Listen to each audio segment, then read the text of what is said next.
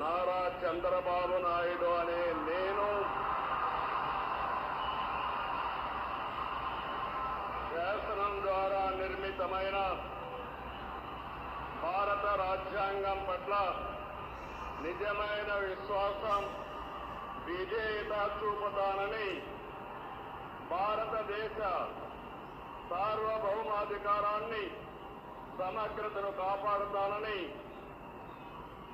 ఆంధ్రప్రదేశ్ రాష్ట్ర ముఖ్యమంత్రిగా నా కర్తవ్యాలను శ్రద్ధతో,